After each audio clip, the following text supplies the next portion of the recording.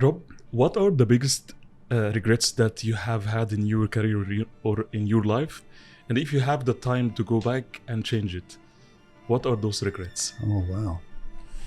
Regrets. Let me just think for a moment. Number one would probably be taking too much notice of other people's opinions. Right from the sort of age of 15 when I got thrown out of school, you know yourself better than anyone. So I think, I'm not saying block out advice. I think it's always healthy and good to get advice from people, but from people you respect and who understand you, not just from anybody. Mm-hmm. I've had great success in my career through advice from mentors that I really valued. So listen to the right people and know yourself, I think would be essential. Another regret, and I think it's a trap that entrepreneurs can fall into, is that work-life balance. And probably for my first 10 years or so of running my own business, I totally got that wrong. Absolutely. And I was a slave to the business. And, family and relationships suffer as a consequence. So I think you have to understand what's important to you and what you're willing to give up, because sometimes you don't, you can lose something along the way. What were this regret, and even if you come back by the time, I believe there is something happened, but you said that you talked about like the work-life balance, right? And I know many entrepreneurs, they got stuck in that because they focus too much on the business. Yep. And as you said, maybe they lose something.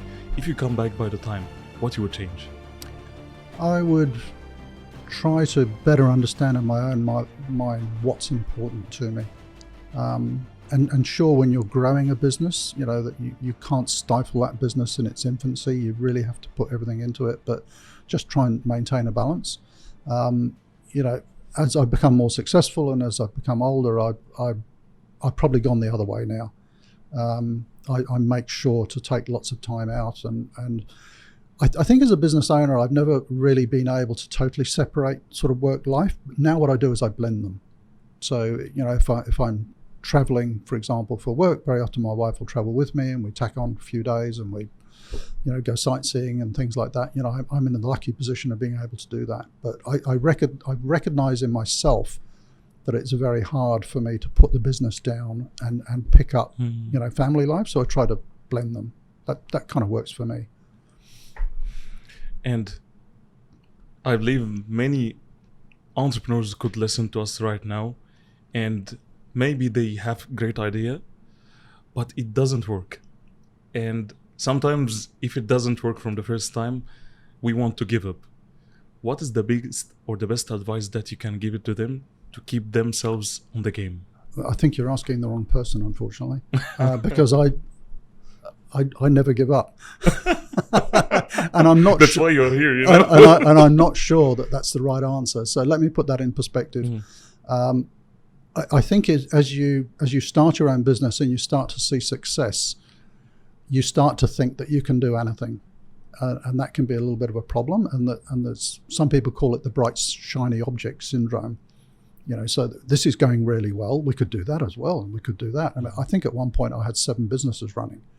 You can't focus on 7. Couple, sure. I mean, I've got 3 running at the moment, but you need to focus on where your passion is, what you're good at, ultimately what's going to make you a living, and not get distracted too much. I mean, I had, for 7 years, I had a wonderful time running an education business alongside my consulting business. I loved it. I loved the interaction with the students and the other speakers, and we were having a ball. And then my CFO turned around to me and said, "Rob, you realize that we don't actually make much money at this, and you really ought to focus on the core business." And I went, "Oh, okay." My wife was telling me, "But I love it." So maybe sometimes you've got to realize that something might be fun, but is it actually the right thing that you should be doing? Is it actually taking you nearer to your own goals? What are the best advices that you can give for entrepreneurs? Oh, are you sure you're asking the right person? Totally. Okay. Off the top of my head, best of advice for entrepreneurs: you've got to love what you're doing. How can you put the effort and the energy into a business if it's not something that you're passionate about and absolutely love? Because it can be all-consuming, particularly in the early parts of growing a business. So if you don't wake up in the morning with the drive and the energy to love what you're doing, it isn't going to work. Quite simply that. So that would certainly be number one. Number two, don't get distracted from your core purpose, your core values. In the early years of my entrepreneurial journey, I started way too many businesses and I got distracted far too much, and that probably held up the growth of my core business.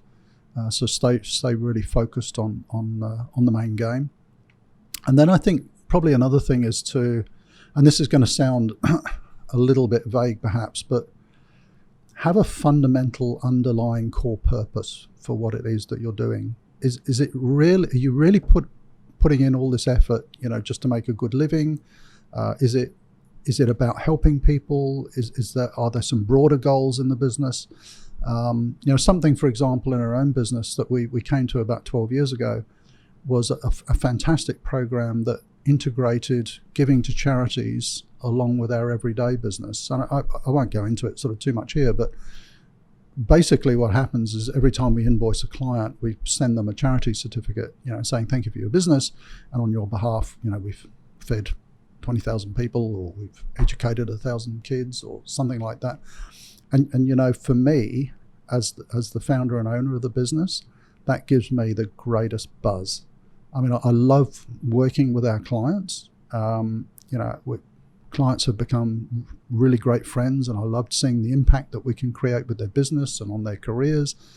But the ability to also, in parallel with that, help those less fortunate, that has just really put the icing on the cake, I think, for me in our business. And across the whole business, everybody loves the whole concept. It's not something that we talk about a lot. It's not something you sort of advertise too much, but it's one of the core things that keeps us driving. Do you think that it helps you also in the business? I know that there is a motive behind this, but giving this to charity or just volunteering or helping, do you think that it helps even in the business? We don't think of it that way. We don't do it as a marketing exercise. And I don't expect there to be much reaction in the market. It's done fairly low key, to be honest. But we do it for ourselves. We do it for those that we're helping. And if clients notice, and sometimes they do, and they say, that's really cool, I like how you do that, that's nice.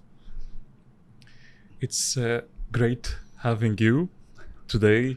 I know again that you are stayed here from Sydney 14 hours coming back to Dubai. I know. I'm not sure. Do I actually get to use this hotel bed tonight? Yeah. I don't think that you stayed even in the hotel, and meeting people, networking, coming back after 3 hours. Really, I appreciate your coming here, driving values, inspiring people, influence. Really, I appreciate. And I can wish you all the best in Logistics Bureau, with inspiration, with the vision that you have, with influencing and inspiring people, your team, your clients. I wish you all the best from my heart. Thank you very much, Ahmed. And you know that I'm only in Dubai to be talking to you. So thank you it's so been much. a pleasure. It's a pleasure. Thank you. All the best.